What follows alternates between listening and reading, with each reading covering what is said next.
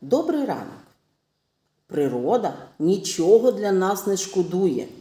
Свої подарунки безцінні дарує.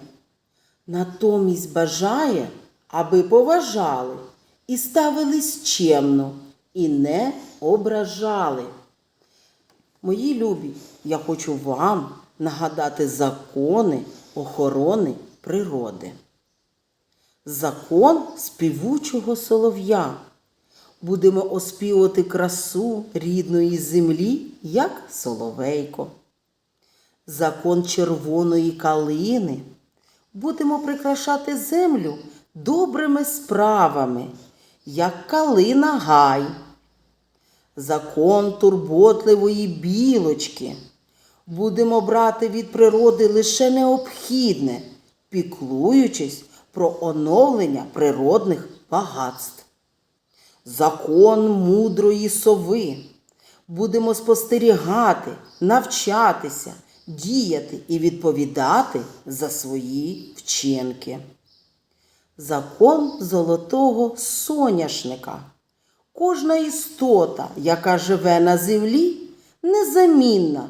Вона має право на сонце, повітря і воду. Закон доброго дельфіна. Будемо допомагати кожному, хто цього потребує, як дельфін у морі. Закон наполегливого дятла. Будемо ненаполегливими і невтомними, як дятли. І тоді побачимо нашу землю квітучою і здоровою. Закон священної індійської корови. Будемо поступатися місцем тваринам і рослинам, без потреби не набридаючи їм. Закон вічно-зеленого барвінку.